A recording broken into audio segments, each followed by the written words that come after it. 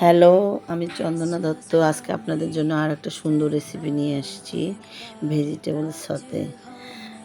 প্রথমে আমি সরিষার তেল দিলাম, তারপরে একটু গরম হিট হচ্ছে আমার কড়াইটা হিট হলে এবার আমি পাঁচফোড়ন দিয়ে দিলাম। আপনারা মেথি অথবা একটু জিরাও দিতে পারেন, যে যেরকম খায় আর কি, হ্যাঁ দিতে পারেন। ওটা দিলে একটা স্মেল সুন্দর হয়। এবার কাঁচামরিচগুলো দিলাম, তারপর পেঁয়াজ, একটু পিস পিস করে পেঁয়াজ রসুনটা দিয়ে দিলাম। সুন্দর একটা গন্ধ বেরিয়েছে। এবার ক্যাপসিকাম দিয়ে দিলাম, সবজিটা ক্যাপসিকাম দিয়ে দিলাম, একটু আদা কুচি দিয়ে দিলাম, পরিমাণ মতো লবণ, একটু চিনিটা দিলাম, একটু হালকা চিনি আর কি, কালারটা হওয়ার জন্য।